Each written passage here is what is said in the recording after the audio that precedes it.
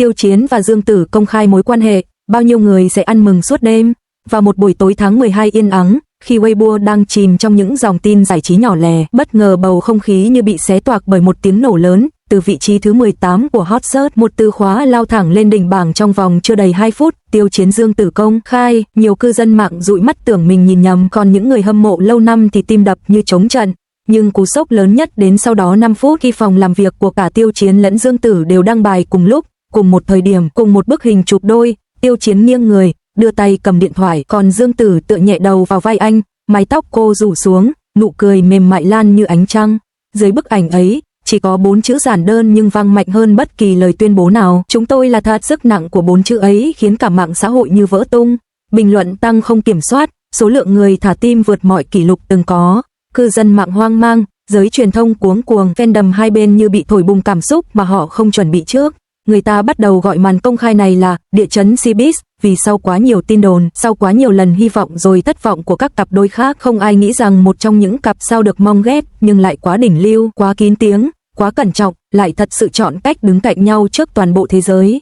Điều đáng ngạc nhiên nhất không phải là họ yêu nhau, mà là họ dám nói ra điều đó. Tiêu Chiến, người luôn giữ hình tượng sạch sẽ, im lặng trước showbiz đầy sóng gió, rất hiếm khi để chuyện riêng chạm vào ánh sáng dư luận.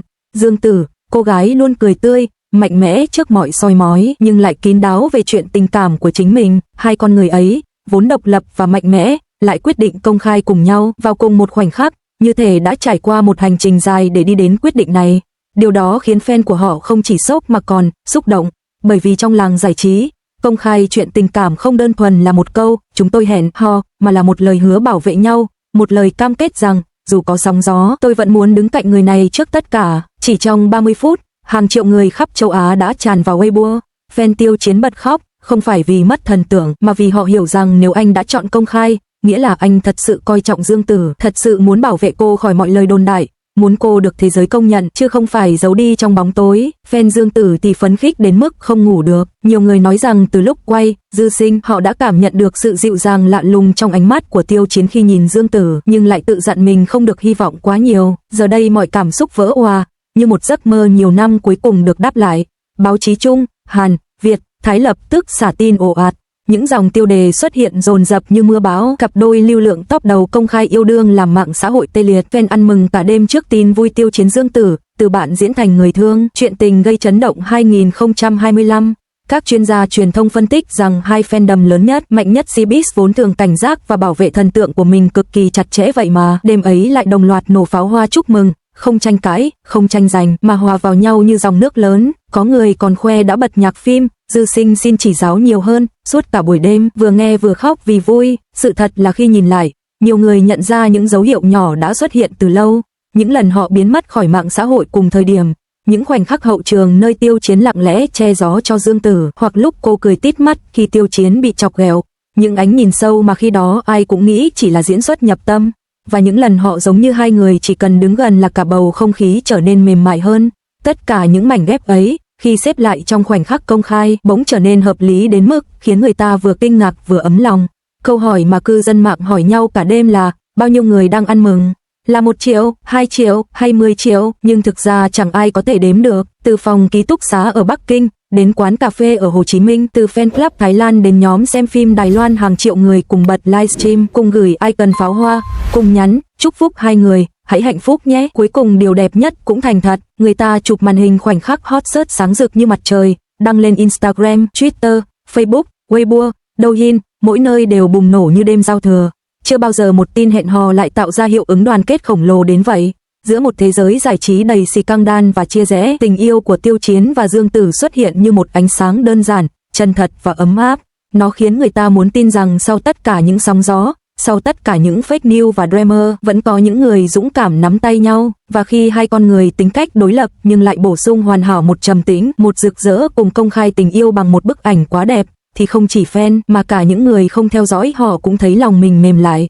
Đêm hôm ấy, không ai ngủ, người ta ăn mừng như thể vừa chứng kiến sự tái sinh của niềm tin vào tình yêu. Bao nhiêu người ăn mừng suốt đêm? Câu trả lời là rất nhiều, rất đông, nhiều đến mức con số không còn quan trọng nữa. Bởi vì khi hai trái tim thật sự yêu nhau, dám bước ra ánh sáng cùng nhau, thì niềm vui của họ sẽ lan đến hàng triệu người khác, những người đã từng cười, từng khóc từng sống cùng những câu chuyện mà hai diễn viên này mang lại. Và trong khoảnh khắc ấy, cả châu Á như đồng loạt nói, họ xứng đáng với hạnh phúc này. Buổi sáng sau đêm công khai, khi ánh nắng đầu tiên xuyên qua tấm rèm trắng, cả thế giới mạng vẫn còn sôi sục như chưa từng ngủ. Điện thoại của Tiêu Chiến rung lên không ngừng, hàng trăm tin nhắn từ bạn bè, đồng nghiệp, người quen, thậm chí có những số rất lâu rồi anh không liên lạc cũng bất ngờ gửi lời chúc mừng. Nhưng điều khiến anh dừng tay lại không phải những tin ấy, mà là tin nhắn duy nhất anh để chế độ thông báo riêng. Anh dậy chưa? Em thấy hơi hồi hộp. Dương Tử nhắn lúc 6 giờ 3 sáng, một câu nhẹ bẫng mà khiến tim anh mềm lại như nước. Tiêu Chiến nằm yên một lát, có lẽ lâu hơn mọi khi, không phải vì mệt mà vì anh đang cảm nhận sự thay đổi rất lớn chỉ trong một đêm. Anh đã từng đối mặt sóng gió truyền thông, từng xuất hiện trước hàng triệu ánh mắt scrutinizing, nhưng chưa bao giờ anh thấy bình tĩnh đến vậy. Có lẽ vì người đầu tiên anh nghĩ đến buổi sáng hôm nay chính là cô. Anh nhắn lại, dậy rồi, em sợ à? Dương Tử trả lời ngay, nhanh đến mức như thể cô đang cầm sẵn điện thoại trong tay. Không sợ, chỉ là, em quen tự nhiên rồi, công khai như vậy. Em thấy mình giống như bước vào thế giới khác. Anh đọc câu ấy, khẽ cong môi cười, tay gõ, từ hôm nay, anh đi cùng em trong thế giới đó. Trong khi đó, bên ngoài, truyền thông nổ tung với tần suất như sự kiện đầu năm. Đài truyền hình gọi đến công ty quản lý của cả hai, xin lịch phỏng vấn, các chương trình lớn muốn mời họ cùng xuất hiện. Hàng loạt tạp chí đặt lịch chụp đôi, nhãn hàng gửi email trong đêm chỉ để nói, xin chúc mừng, và nếu có thể, chúng tôi mong được đồng hành cùng hai người. Nhưng phòng làm việc của cả hai đều thống nhất, không phản hồi vội. Ngày hôm nay dành cho họ, không phải dành cho các cơ hội thương mại. Dương Tử vừa đánh răng vừa đọc tin nhắn bạn bè gửi đến. Người thì nói cô can đảm, người thì gửi icon pháo hoa, người thì trêu cô rằng bao năm bị ghép cặp với bao người, cuối cùng lại là người mà mọi người ai cũng biết nhưng không ai dám nhắc lớn. Cô nhìn gương, má hơi ửng đỏ, không phải vì ngại, mà vì trong lòng đang tràn một cảm giác ấm áp khó tả. Khi cô mở cửa phòng khách, mẹ cô đang ngồi uống trà, vẻ mặt bình thản nhưng ánh mắt lại sáng lên như đã biết chuyện từ lâu. Con công khai rồi à? Mẹ hỏi. Dương Tử bật cười, dạ, do con muốn làm đúng. Mẹ cô gật đầu chậm rãi, nụ cười rất mềm, đàn ông như vậy, con phải nắm thật chặt. Buổi trưa hôm đó, Tiêu Chiến có lịch làm việc trước nhưng anh chọn đến sớm hơn 1 giờ và chỉ thông báo với trợ lý. Người ngoài nghĩ anh đi họp sớm nhưng thật ra anh đi để tránh truyền thông đổ dồn vào nhà của Dương Tử. Anh hiểu cô sợ bị làm phiền, sợ mẹ cô phải chịu áp lực, và anh muốn che chắn cho họ. Những hành động lặng lẽ ấy không ai biết, nhưng vốn dĩ tình yêu chân thật thường được xây bằng những điều nhỏ bé như thế. Đến gần 2 giờ chiều, khi lịch quay của Dương Tử kết thúc sớm bất ngờ, cô nhắn cho anh, hôm nay em có thể gặp anh không? Chỉ 4 giây sau, anh gửi vị trí, một quán cà phê nhỏ nằm khuất sau hàng cây rợp nắng, nơi họ từng đến một lần khi quay phim, nơi không ai chú ý đến hai người diễn viên đeo mũ lưỡi chai ngồi sát bên nhau bàn chuyện kịch bản. Lần ấy, không ai nghĩ cảnh đó sẽ trở thành kỷ niệm. Nhưng hôm nay, mọi thứ lại quay về chỗ cũ, đẹp hơn, thật hơn. Dương Tử đến trước, đội mũ rộng vành, mang khẩu trang nhưng ánh mắt vẫn long lanh như cũ. Cô vừa kéo ghế ngồi xuống thì cửa mở, Tiêu Chiến bước vào. Anh cũng bịt khẩu trang, nhưng chỉ cần nhìn dáng đi và cách anh cúi đầu đỡ cửa là cô nhận ra. Ngay khi ánh mắt họ chạm nhau, cả quán như lùi lại phía sau, chỉ còn hai người. Anh bước đến, kéo ghế, ngồi đối diện nhưng chỉ vài giây sau lại đổi chỗ ngồi sang cạnh cô như một thói quen vô thức. Em ổn chứ? Anh hỏi nhỏ, sợ giọng mình quá to sẽ khiến người bên cạnh nghe thấy. Dương Tử gật đầu, ổn, chỉ hơi ngại, cảm giác như hôm qua thế giới là của hai người, còn hôm nay cả thế giới nhìn mình. Tiêu Chiến không cười, anh chỉ nhìn cô rất lâu, ánh mắt mềm như tơ. Nếu em không quen, anh sẽ quen thay em. Nếu em mệt, anh sẽ đứng trước em không cần phải gồng. Dương Tử siết ly nước trong tay, tim đập nhanh hơn bao giờ hết. Cô không phải kiểu dễ đỏ mặt, nhưng khoảnh khắc ấy, mắt cô như phủ một lớp sương ấm. Điện thoại của cả hai liên tục rung, tin nhắn từ đoàn phim, từ quản lý, từ các đài truyền hình, từ bạn bè. Nhưng họ không mở. Tiêu Chiến tắt điện thoại trước, đặt xuống bàn. Hôm nay, chúng ta chỉ dành thời gian cho nhau. Dương Tử nhìn anh, rồi cũng làm theo. Hai chiếc điện thoại im lặng nằm giữa bàn, còn hai người thì nói chuyện như thể thời gian đang chậm lại. Họ kể về cảm giác lúc đăng bài tối qua, rồi kể về những phản ứng bất ngờ từ gia đình. Dương Tử kể rằng mẹ cô im lặng thật lâu trước khi cười. Tiêu Chiến kể rằng bố mẹ anh không nói nhiều, chỉ gửi đúng một câu, bảo vệ cô ấy. Hai người không cần nói quá nhiều, nhưng từng câu nói nhỏ đều giống như một sợi dây buộc họ lại gần nhau hơn.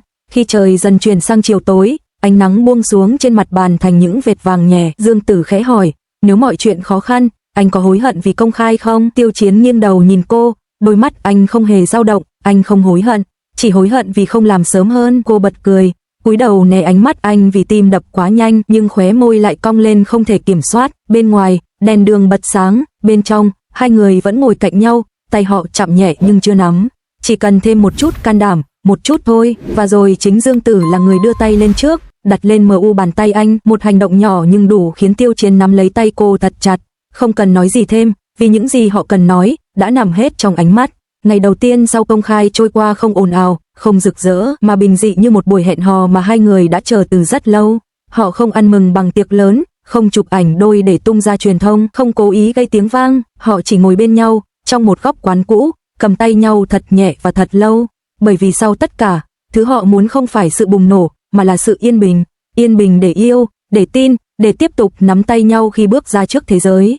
Và khi rời quán, bước vào ánh sáng đèn đêm, Tiêu Chiến nắm tay Dương Tử thật chặt như lời hứa thầm lặng, kể từ hôm nay, dù sóng gió có lớn đến đâu, anh vẫn sẽ dẫn cô đi cùng mình, không buông, không giấu, không sợ hãi.